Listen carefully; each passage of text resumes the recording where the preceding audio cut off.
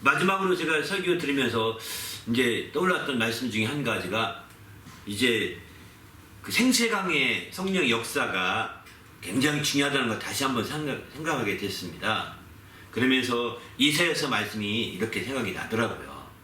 일부 예배 때는 그게 몇 장 몇 절이 정확히 몰라서 생각만 났는데 이 부예배 설교 준비하면서 이사야서 41장 18절과 이사야서 43장 19절 두 구절을 좀 제가 찾아서 이 말씀을 인용하려고 합니다.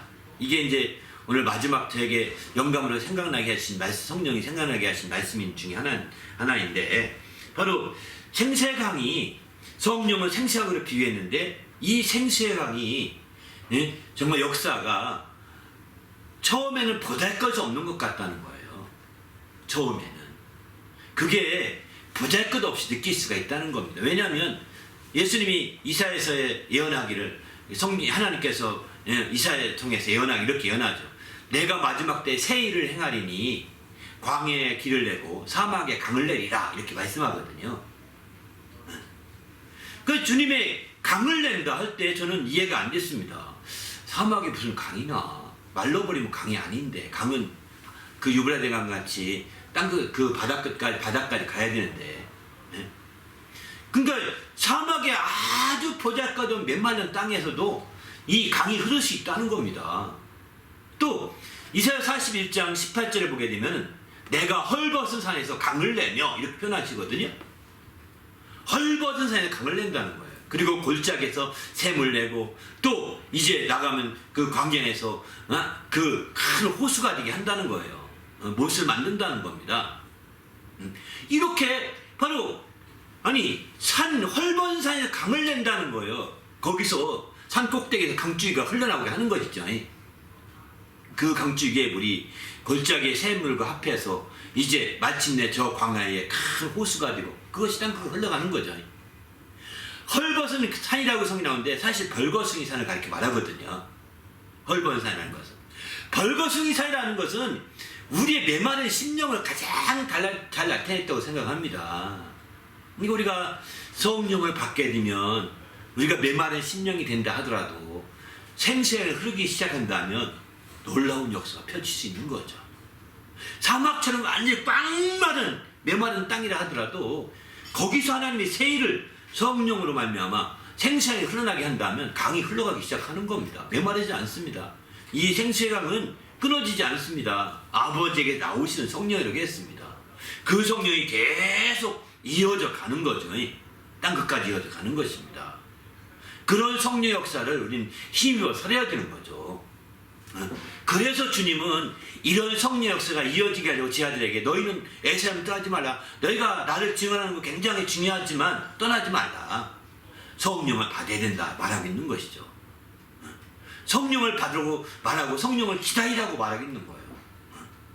그만큼 성령은 생수의 강으로서 그들의 메마른 심령, 헐벗은 산 같은 그런 심령일지 모르겠지만 사막같이 메마른 심령이요 헐벗은 산처럼 아주 헐벗은 그런 심령일지 모르겠지만 성령을 받으면 우리는 생수에 흘러나기 시작하는 거죠.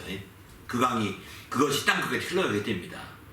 우리가 여기서 이제부터 중요한 것은 그것입니다. 바로 이 강물을 어떻게 이용할 것인가, 이 강물을 어떻게 활용할 것인가, 이 강물을 어떻게 우리가 힘입어 살 것인가 이거거든요.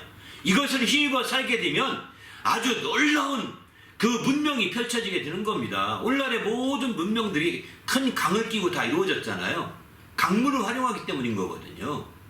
강물이 실어온 모든 비옥한 옥토 때문에 수많은 곡식들을 수확할 수 있었고 그런 수확하게 된 곡식들이 그 자본이 되어서 그렇게 문명을 세워간 거거든요. 농업혁명을 일으켰고 그 농업혁명이 결국은 큰 문명을 이루게 된 거죠. 이집트 문명도 그렇고 또 메소포타미아 문명도 그렇고 다 그렇지 않습니까? 이것처럼 이제 우리가 생수의 강이 흘러나오는데 그게 처음에는 아주 쫄쫄쫄 흐르는 어쩌면 시내같이 흐를지 모르겠어요. 아주 작은 시내처럼 작은 시내같이 흐를지 모르겠지만 조금 지나가면 그 강물이 이제 정말 큰 하천이 될 것입니다. 무릎을 차고 허리까지 찰 것입니다. 좀 더 그 강물이 계속 흘러넘치게, 여러분이 그 강물 흘러넘치게 적극적으로 그 강물을 활용하면 이제 수영할 수밖에 없을 것입니다. 이제 수영할 정도가 되면 적극적으로 강물을 이용해야죠. 강물을 이용하지 않으면 당신이 그 물 때문에 방해받습니다.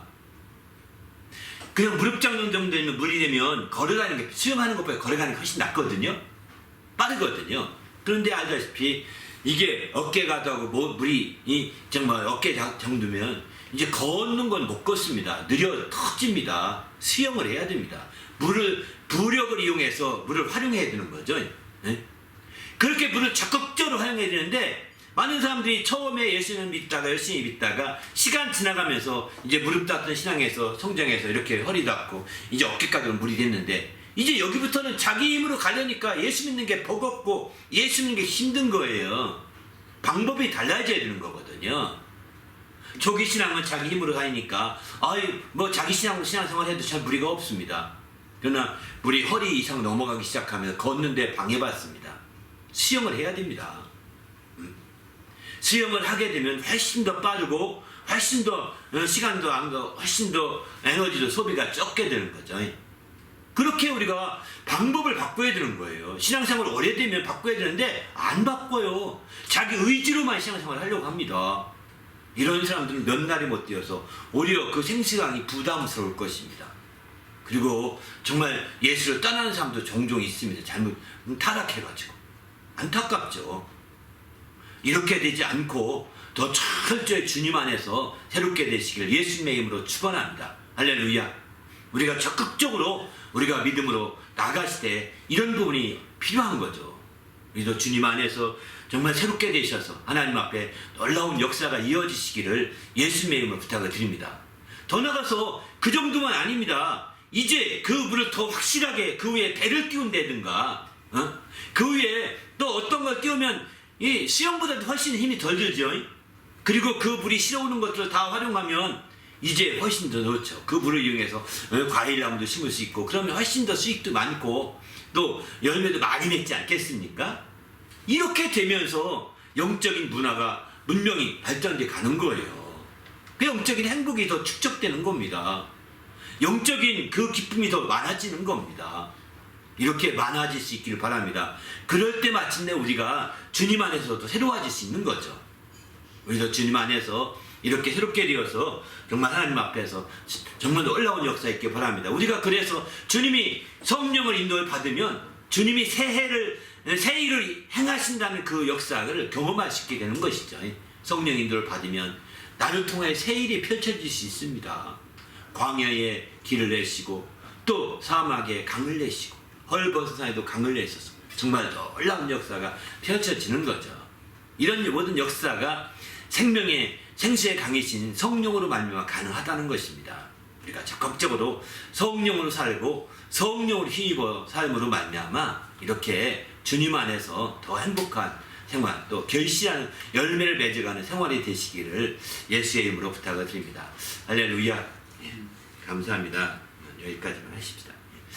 감사하고요. 어쨌든 주님 안에서 우리가 성령을 이끌어서 하나님의 큰 성령의 사람이어서 여러분 모두가 올 한 해 성령으로 큰 생사랑이 나를 통해서 막 쫙 펼쳐지시기 바랍니다. 할렐루야.